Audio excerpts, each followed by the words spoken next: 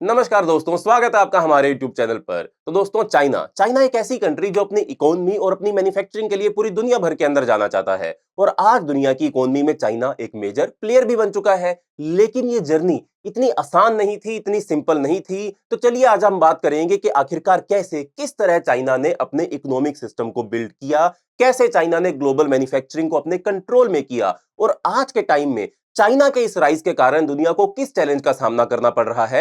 आइए समझते हैं सारी कहानी इस वीडियो के अंदर। पर उससे पहले चैनल का नाम है दी आइए सब, मेरा नाम है राही मेहता। अभी सब्सक्राइब कर लीजिए चैनल को ताकि आप ऐसी इंटरेस्टिंग वीडियोस देखते रहें। तो दोस्तों शुरू करते हैं ये पूरी की पूरी कहानी और समझते हैं कि आखिरकार कैसे ग्लोबल इकोनॉमिक स्टेटस को से ये कहानी इतनी ज्यादा बदल गई। तो बात है 40 साल पुरानी। 40 साल पहले उस वक्त ग्लोबल इकोनॉमी का स्ट्रक्चर जो था वो काफी सिंपल हुआ करता था। अगर हम टेक्नोलॉजी की बात करें तो दुनिया की डेवलप्ड कंट्रीज जैसे कि अमेरिका और यूरोप टेक्नोलॉजिकल एडवांसमेंट में लीडर थे।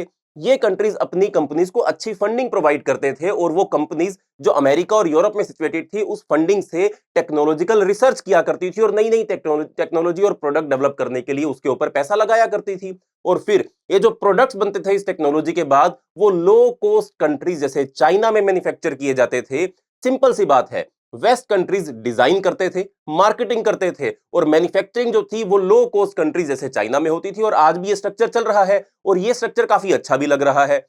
वेस्ट को सभी की सभी हाई पेइंग जॉब्स मिल जाती थी और दुनिया भर के कंज्यूमर जो थे वो सस्ती चीजें इस्तेमाल करने लायक बन जाते थे। चाइना जैसी कंट्रीज को मैन्युफैक्चरिंग का मौका मिल रहा था और अपनी इकोनॉमी को ग्रो करने का चांस भी मिल रहा था। तो ये सिस्टम ठीक चल रहा था, है ना, बढ़िया चल रहा है ये सिस्टम। पर ये सिस्टम तब फेल होना शुरू हो गया जब चाइना ने अपने इकोनॉमिक पॉलिसीज को इवोल्व करना शुरू किया। जैसे ही चाइना ने अपने मैन्युफैक्चरिंग को एक्सपेंड करना शुरू किया, बाकी दुनिया को लगने लगा कि चाइना एक इकोनॉमिक पावर हाउस बन सकता है और इसी के साथ ही चाइना ने अपना अर्ली इकोनॉमिक रिफॉर्म करना शुरू किया। ये ट्रांसफॉर्मेशन चाइना ने स्टार्ट कर दी। उसके पीछे एक बड़ी कहानी छुपी भी हुई है। 1978 में चाइना ने अपनी इकोनॉमी को ओपन अप किया था और फॉरेन इन्वेस्टमेंट को अट्रैक्ट करना चाइना ने शुरू कर लिया था और बहुत सारे रिफॉर्म्स चाइना ने अपनी इकोनॉमी के अंदर इंट्रोड्यूस किए थे। यहां तक कि फॉरेन जॉइंट वेंचर्स भी चाइना ने अलो कर दिए थे और हम जानते हैं कि चाइना चाइना एक कम्युनिस्ट कंट्री है। फिर भी चाइना जो थी वो प्राइवेट फंडिंग, विदेशों से आने वाली फंडिंग को अपनी कंट्री के अंदर अलो कर रही थी। फॉरेन जॉइंट वेंचर्स भी चाइना अलो कर रहा था जिससे वर्ल्ड का कैपिटल और टेक्नोलॉजी चाइना में आने लगा और चाइना धीरे धीरे ग्रो करने लगा। शुरुआत में चाइना ने ज्यादा फोकस अपनी मैन्युफैक्चरिंग सेक्टर पर ही दिया। 1980s तक चाइना ने अपने लेबर को ऑप्टिमाइज किया और अपनी मैन्युफैक्चरिंग कैपेबिलिटीज को स्केल अप करना शुरू कर दिया। इससे हुआ क्या? इससे चाइना का इकोनॉमी काफी ग्रो हुआ और वो दुनिया की मैन्युफैक्चरिंग हब के रूप में धीरे धीरे उभरना स्टार्ट कर जाता है। बट फिर चाइना शिफ्ट करना शुरू करता है। फिर China cheap goods to high technology product बनाना शुरू कर देता है। ये सब सिर्फ सस्ती गुड्स बनाने तक सीमित नहीं रहा क्योंकि चाइना ने यह समझ लिया था कि अगर वो विदेशों से आ रही टेक्नोलॉजी और वहीं पर डिजाइन किए गए प्रोडक्ट्स का बस एक चीपर ऑप्शन बनाकर बेचता रहेगा तो उसकी इकोनॉमी दूसरी कंट्रीज के ऊपर डिपेंडेंट रह जाएगी। चाइना ने अपने गोल्स को हाईयर सेट कर लिया था। पहले जो चीप कंज्यूमर गुड्स चाइना में बनते थे, अब वो चाइना हाई टेक्नोलॉजिकल प्रोडक्ट बनाने के लिए फोकस करने लगा और टेक्नोलॉजी का इवोल्यूशन चाइना के अंदर भी हुआ।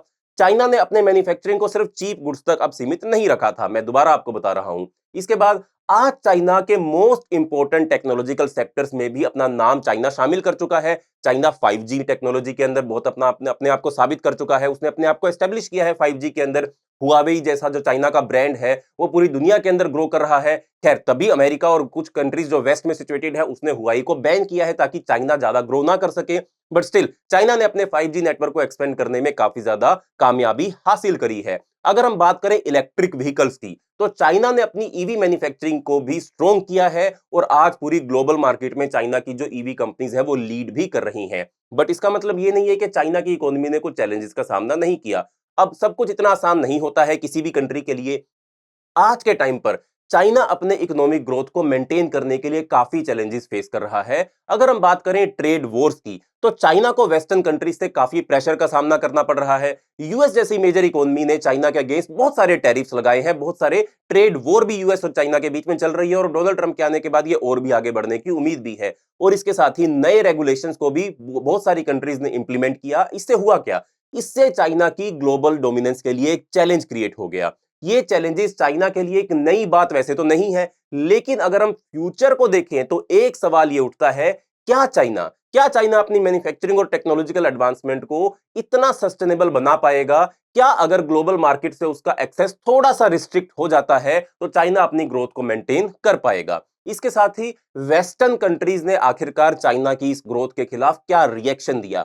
जब से चाइना ने अपने इकोनॉमिक रिफॉर्म्स को इंप्लीमेंट किया है, तब से दुनिया की डेवलप्ड नेशंस को डर लगना शुरू हो गया। जैसे कि अमेरिका अमेरिका ने चाइना की टेक्नोलॉजिकल कंपनीज को टारगेट करना शुरू किया। हुवाई को यूएस मार्केट से बैन कर दिया गया। टिकटॉक को अमेरिका ने बैन कर दिया क्योंकि उन्होंने कई सारे सिक्योरिटी कंसर्न्स भी खैर रेज किए थे, बट स्टिल। और ये सिर्फ चाइना की टेक्नोलॉजी सेक्टर तक ही सीमित नहीं रहा, यहां तक लिमिटेड नहीं रहा। चाइना की मैन्युफैक्चरिंग, चाइना के एक्सपोर्ट्स को भी एक थ्रेट के रूप में देखा जाने लगा है आज की डेट में। अगर हम बात करें इंटेलेक्चुअल प्रॉपर्टी थेफ्ट की, तो चाइना को इस केस में काफी ज्यादा क्रिटिसिज्म मिलता है। दुनिया का कोई भी ऐसा प्रोडक्ट जो किसी भी कंट्री के अंदर डिजाइन किया जाता है, किसी भी कंट्री की कंपनी के द्वारा डिजाइन किया जाता है, उसका एक फेक प्रोडक्ट आपको चाइना में मैन्युफैक्चर होता हुआ दिख ही जाएगा। एक भी नहीं, ऐसी सैकड़ों कंपनीज मौजूद है चाइना में जिनका काम ही यही है कि विदेशों में बन रहे प्रोडक्ट की कॉपी बनाकर पूरी दुनिया के अंदर बेचना। अब ये सब ग्लोबल इश्यूज जो है, ये टेंशन भी बढ़ाते हैं और इसका इंपैक्ट चाइना तक सीमित नहीं रहता है, पूरी दुनिया की ट्रेड रिलेशन पर इसका इंपैक्ट पड़ता है। इसके साथ ही चाइना की economic and technological vision future के लिए क्या है, हमको इसके ऊपर भी बात करनी होगी। लेकिन चाइना ने इन सबसे अपने आप को बाहर निकालने के लिए क्या किया? चाइना ने अपनी पॉलिसीज को सिर्फ डिफेंस में नहीं रखा, उन्होंने अपनी इकोनॉमिक और टेक्नोलॉजिकल फ्यूचर को विजन के रूप में सेट करना शुरू कर दिया। यानी कि अगर विदेशी कंपनियां चाइना के अंदर अपने प्रोडक्ट को अलो नहीं करेंगी, तो चाइना ने खुद ही प्रोडक्ट डिजाइन करने शुरू कर दिए, खुद ही उन कंपनीज को फंड करना शुरू कर दिया जो ऐसे high class high technological product design कर सकते थे। चाइना का एक गोल है कि वो अपने आप को एक ग्लोबल लीडर बनाए, सिर्फ मैन्युफैक्चरिंग में ही नहीं बल्कि रिसर्च एंड डेवलपमेंट, सर्विसेज और इनोवेशन में भी। चाइना का बेल्ट एंड रोड इनिशिएटिव इस विजन का एक हिस्सा है।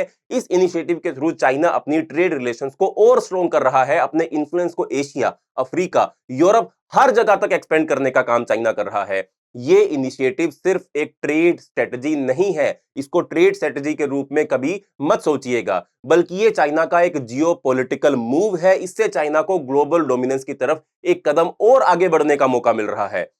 अब इसके साथ ही अगर हम इंटेलेक्चुअल प्रॉपर्टी और ट्रेड वॉर के बारे में थोड़ा और बात करें, तो दोस्तों ये एक बहुत ही इंपॉर्टेंट पॉइंट है। चाइना की मैन्युफैक्चरिंग सेक्टर को अमेरिका और यूरोप की कंट्रीज काफी बार एक्यूज करते हैं कि उन्होंने उनकी इंटेलेक्चुअल प्रॉपर्टी को इलीगली इस्तेमाल किया है। जैसे कि हुवाई ने अमेरिका और यूरोप की टेक्नोलॉजी को अपनी 5G डेवलपमेंट के लिए इस्तेमाल किया, जिससे इंटरनेशनल टेंशन और बढ़ गए। ये क्रिटिसिज्म हमेशा चाइना के ऊपर रहा और इसी वजह से ग्लोबल मार्केट में ट्रस्ट इश्यूज भी क्रिएट हुए। अगर ये इश्यूज सोल्व नहीं होते हैं तो चाइना के लिए अपने ग्लोबल पोजीशन को सस्टेन करना थोड़ा मुश्किल भी हो सकता है। वहीं अगर हम आगे बात करें कि चाइना कैसे अपने रिसर्च एंड डेवलपमेंट और इनोवेशन को लेकर आगे बढ़ रहा है, तो चाइना ने अपने रिसर्च एंड डेवलपमेंट सेक्टर को ग्रो किया है और उसके लिए उन्होंने बिलियंस ऑफ डॉलर्स इस चीज के अंदर इन्वेस्ट किए हैं। इसका रिजल्ट क्या हुआ? इसका रिजल्ट यह हुआ कि चाइना ने artificial intelligence, robotics, green technological जैसी फील्ड्स में अपने आप को एस्टेब्लिश कर लिया है आज की डेट में।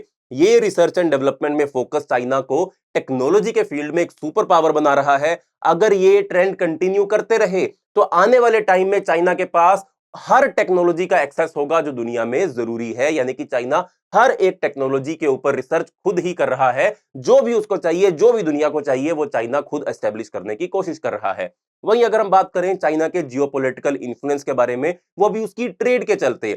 जब हम चाइना की जियोपॉलिटिकल स्ट्रेटजी की बात करते हैं तो उनका बेल्ट एंड रोड इनिशिएटिव एक इंपॉर्टेंट फैक्टर है दोस्तों।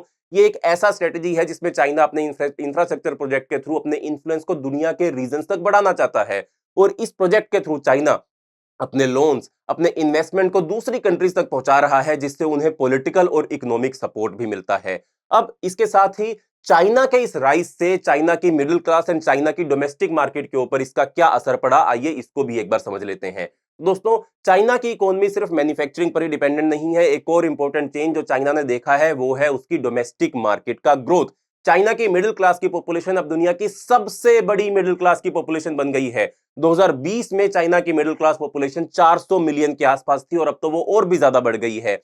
ये डोमेस्टिक कंजम्पशन चाइना के इकोनॉमिक ग्रोथ का एक मेजर ड्राइवर बन गया है। अब चाइना सिर्फ एक्सपोर्ट मार्केट के लिए ही नहीं बल्कि अपने इंटरनल कंज्यूमर की डिमांड को पूरा करने के लिए, उनको सेटिस्फाई करने के लिए भी सामान प्रोड्यूस कर रहा है। ये शिफ्ट ये शिफ्ट चाइना को इकोनॉमिक रेजिलियंस देने में मदद कर रहा है, क्योंकि ये ग्लोबल इकोनॉमिक फ्लक्चुएशन से उतना इंपैक्ट नहीं होता है। आप अपने ही देश के नागरिकों के लिए अगर सामान बनाएंगे और आपके देश के नागरिक अगर उन सामान को अफोर्ड कर सकते हैं, तो भले ही आपके एक्सपोर्ट थोड़े कम हो जाए, बट स्टिल आप अपनी इकोनॉमी को थोड़ा रेलेवेंट रख सकते हैं, उसको ग्रो करवा सकते हैं।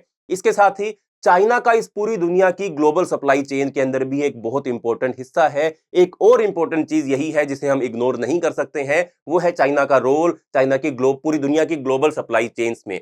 चाइना दुनिया की लार्जेस्ट मैन्युफैक्चरिंग हब है और ऑलमोस्ट हर इंडस्ट्री, चाहे इलेक्ट्रॉनिक हो, ऑटोमोबाइल हो, क्लोथिंग हो, शूज हो, हर जगह चाइना एक मेजर रोल प्ले कर रहा है। 2023 तक चाइना के मैन्युफैक्चरिंग सेक्टर ने ग्लोबल सप्लाई चेन्स को डोमिनेट किया। अगर हम टेक्नोलॉजी की बात करें तो चाइना की फैक्ट्रीज ने 70% कंज्यूमर इलेक्ट्रॉनिक्स का प्रोडक्शन पूरी दुनिया के अंदर करने का काम किया। आप कोई भी कंपनी का मोबाइल खरीद रहे हो, कोई भी कंपनी का लैपटॉप आप इस्तेमाल कर रहे हो, कैमरा आप चला रहे हो, उसमें चाइना द्वारा बनाया गया कोई ना कोई पार्ट जरूर इंक्लूडेड होगा। इस डोमिनेंस के साथ अगर चाइना का प्रोडक्शन नेटवर्क किस वजह से डिस्टर्ब होता है, तो दुनिया भर में इकोनॉमिक स्लोडाउन आ सकता है। यानी कि अगर चाइना की इस ग्लोबल सप्लाई चेन को थोड़ा सा भी झटका लगा, तो पूरी दुनिया इसकी चपेट में आ सकती है। तो दोस्तों, ये था एक डिटेल्ड ओवरव्यू चाइना की इकोनॉमिक पॉलिसीज, टेक्नोलॉजिकल एडवांसमेंट और जियोपॉलिटिकल इन्फ्लुएंस के बारे में। चाइना ने अपनी इकोनॉमिक डोमिनेंस को एस्टेब्लिश किया है, लेकिन कुछ चैलेंजेस भी हैं जो आने वाले टाइम में उसकी ग्रोथ को इफेक्ट कर सकते हैं। आपको क्या लगता है, क्या चाइना अपनी ग्लोबल पोजीशन को मेंटेन करके रख पाएगा? कमेंट में अपने विचार जरूर शेयर करें, और अगर आपको ये वीडियो पसंद आया हो तो वीडियो को लाइक करें, चैनल को सब्सक्राइब करना मत भूलें। मिलते हैं अगली वीडियो के अंदर, तब तक के लिए बाय बाय, जय हिंद।